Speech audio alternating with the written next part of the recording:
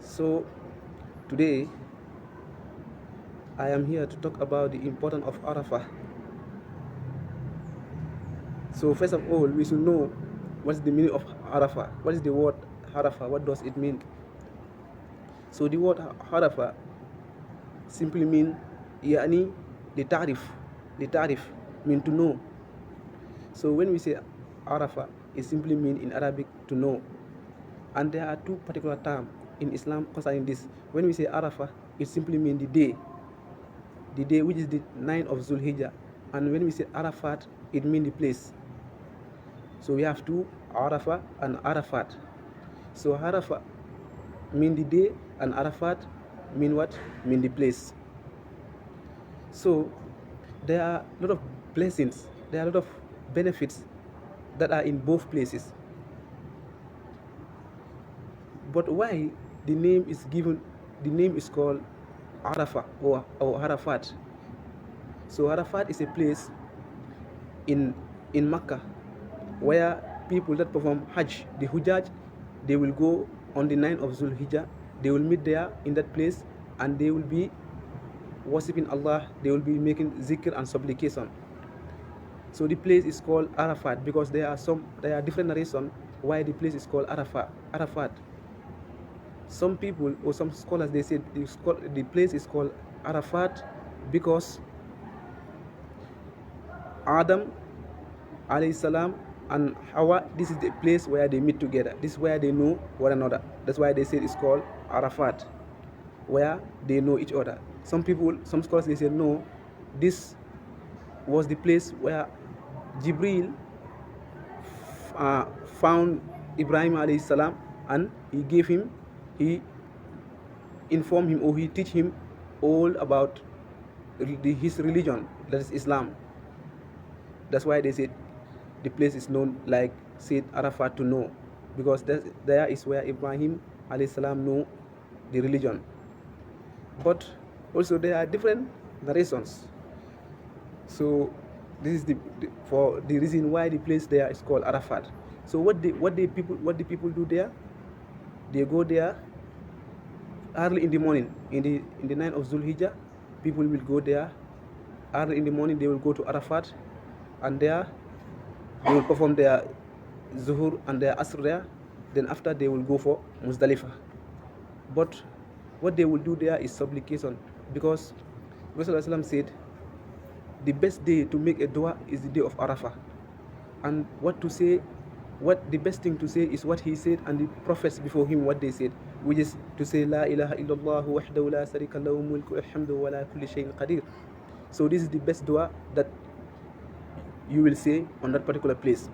And anyone who is a Muslim, and even if he is not in Arafat day, the best thing and the best dua that he can make on the day of Arafah is this dua. That is to say La ilaha illallah wahdahu la sharika lahu mulku alhamdu wa la kulli shay'in qadir. You have to say this all day along. You have to say this. So Arafat, to go that place is very important, because anyone who perform Hajj and do not go to Arafat, his Hajj is not accepted. Al-Hajju Harafa. The Prophet ﷺ said Hajj is Harafa. Al-Hajjul Arafat. So meaning you must go to Arafah. You must go on the day of Arafah. You must go to Arafat, because if you don't go there, that means your Hajj is not accepted. So you see how important that is. And when they are there, they will do their zikr, making supplication.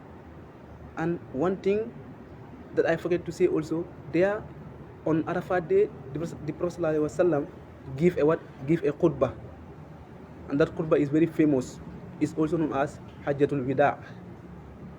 It's known as Hajjatul Wida. There the Prophet ﷺ gave a sermon, gave a khutbah. Until today, they also do that. When the people gather, the Imam also will get up and give khutbah. In the famous khutbah of the Prophet ﷺ, what he said to them, what did he told them? The first thing he told them is that Dammu. He telling them about blood. Do not kill one another. Do not kill one another. Do not kill do not commit murder. So he also told them that your life is more secret than even the Kaaba. Your life is more secret than even this place which is Makkah. So the first thing he tell us, or he commanded in his sermon, in his preach, was what? Was not to kill one another. Because we even know, man qatala nafsan zakiran bi khayri nafs faka'annama qatala an-nasa jami'an wa man ahya'aha faka'annama ahya'a an-nasa jami'an. Whoever kill a soul that do not commit corruption or kill another soul is as though as he could kill the whole of humanity. And whoever rescued a person from dying is as though as he saved or rescued the whole of humanity. So therefore, it's not permissible for we the Muslim to kill one another. This was the first thing that the Prophet said. And that's why in his famous hadith, he said that La yahillu damma imrin illa bi ihda salasa. He said it's not acceptable to split blood of a Muslim except for three things. So the first thing he was saying that is like when a person kill another person. For obviously that person is supposed to be killed. But without that, it's not acceptable for a Muslim to kill other Muslim. Because the Prophet ﷺ said on that sermon, on that preach, that our lives are more secret than even the Kaaba. Allahu Akbar. So from there, he also talked about what? He also talked about not mocking one another, insulting one another. He advised us to avoid that. As a Muslim, he said that we have to love one another.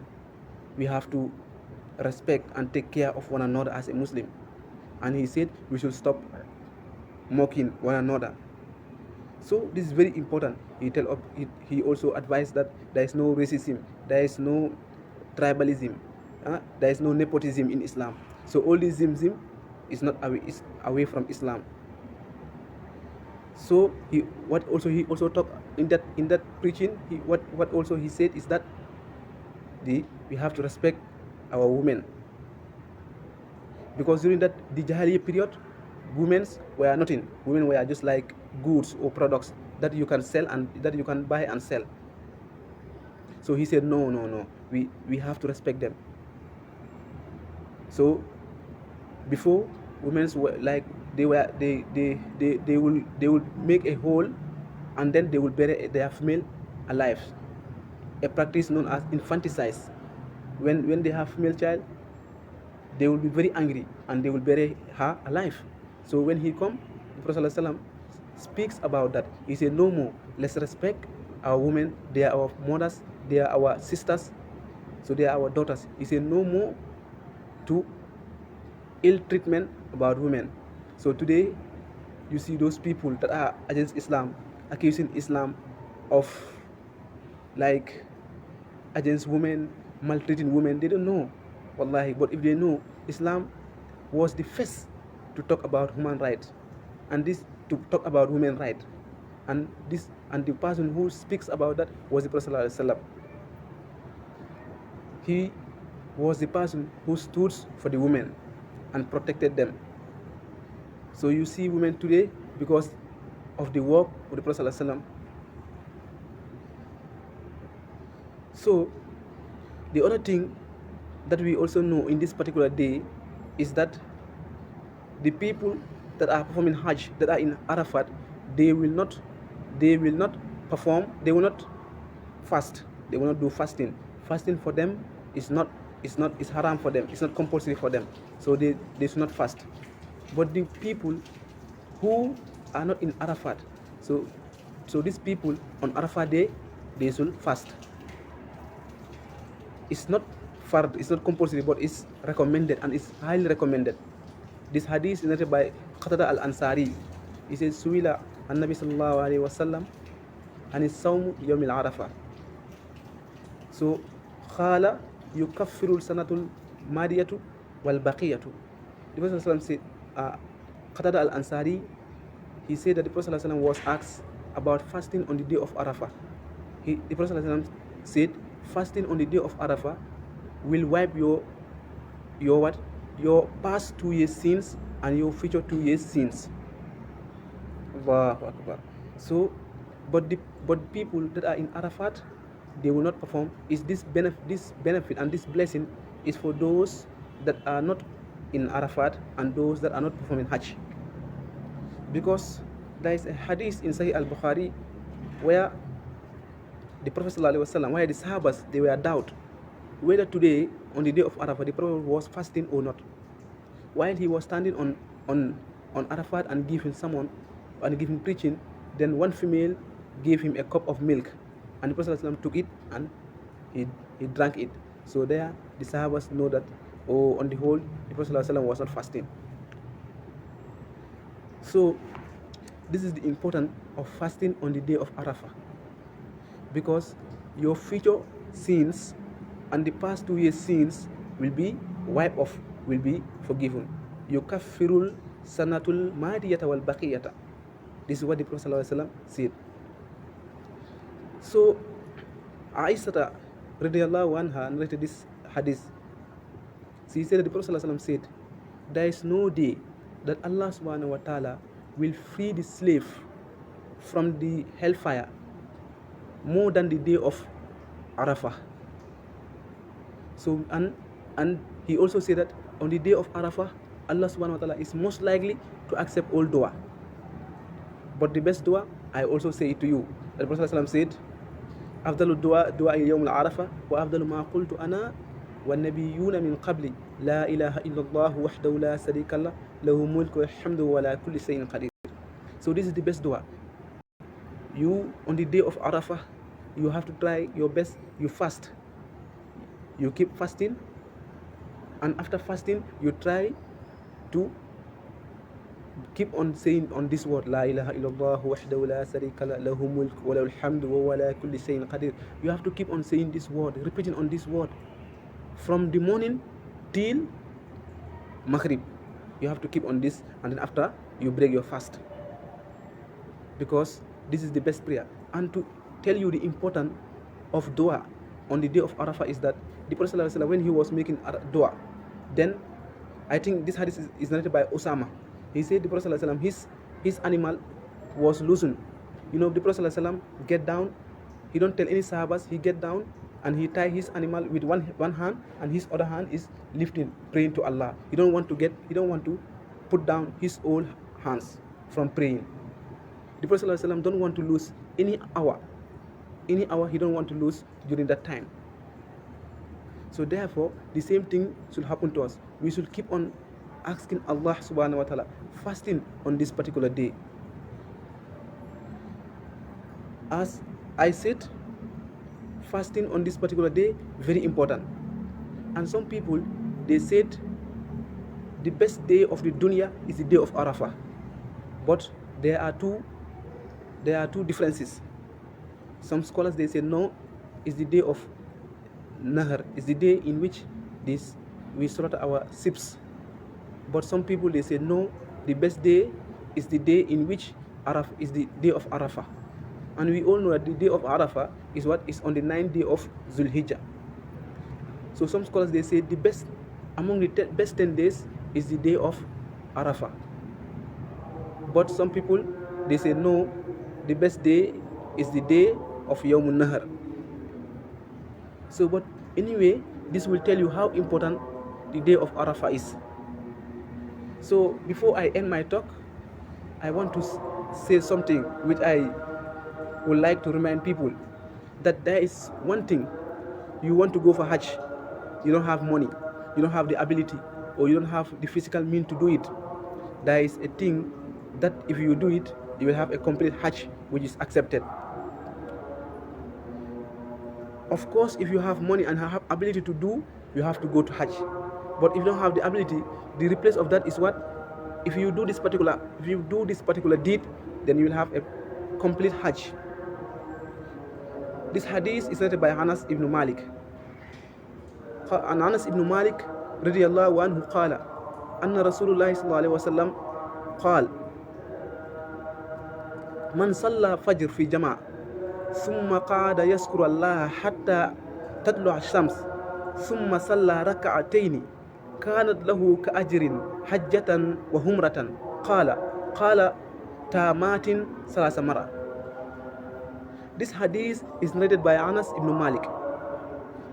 Anas ibn Malik said that the Prophet ﷺ said, anyone who performs Fajr Salat in Jamaat, then after he sat down and making zikr of Allah subhanahu wa ta'ala, making supplication, making dua until the sunrise, and then after he prayed 2 rak'ah, then the Prophet ﷺ said to that person, is as though as he go for Hajj and Umrah.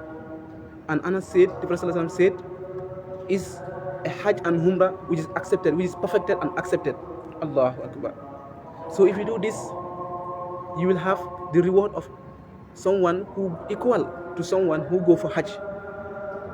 So therefore, if you want to go for Hajj and you don't have the ability and the means, please just be doing this. After every Fajr Salat, sit down, make zikr. And the Prophet ﷺ said, whenever the slave of Allah is sitting on a masjid, he said there will be angels, malaikas. Yuqalu Allahumma ighfir lahu, Allahumma irhamhu. He said, the Prophet ﷺ said there will be angels that will be sitting around him and praying for him, and they will be saying, oh Allah, please have mercy on him. Oh Allah, forgive him. The angels will pray for that person. لا يصل الحبد في الصلاة ما كان في المسجد ينتصر الصلاة ما لم يحدث. As still, if when he is sitting in the masjid he is having wudu, then Allah will give him a reward as someone who is performing salat, even if he is just sitting down. So ikhwan fillah, let's try our best. Let's maintain